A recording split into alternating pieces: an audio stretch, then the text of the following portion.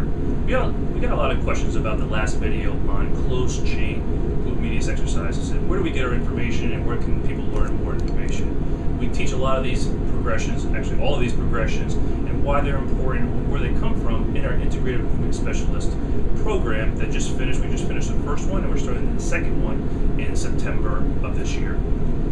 Today we're going to talk about progressing from the last video. So if you missed the last video, check it out on fitnesseducationseminars.com. But today we're going to show you the progression of how do you progress from the isolated glute medius and hip rotator exercise to a more advanced version. And then in part 3, we'll show you the even more advanced version. So what I'm having Melissa do again is stack her up, shoulders over shoulders, shoulder up here at a right angle, elbow at right angles.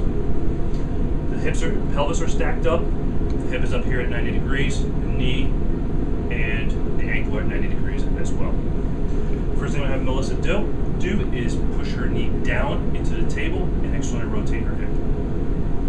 The same thing similarly with the upper extremity. I'm going to have her push the elbow down and bring her arm up and pronate slightly. And I'm going to have Melissa push down. I'm going to cue her to push the scapula down towards her waist and actually lift herself up. So come on up, Mel.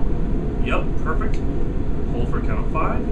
And then slowly come back down and relax.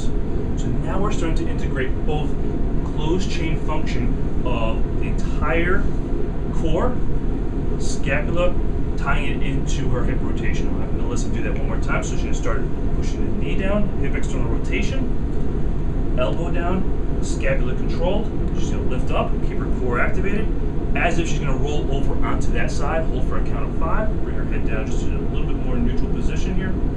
And then slowly relax. Perfect. This is a lot harder than it actually looks. So usually 5-second holds works best for most people. One more time. Lift up. Perfect. Nice. And she's going to pronate that arm to get those external rotators of both the scapula, shoulder, hip complex, and tie it into her core and slowly relax. I would have her do 5 to 10 repetitions of 5-second holds, depending on how many she could do under perfect control.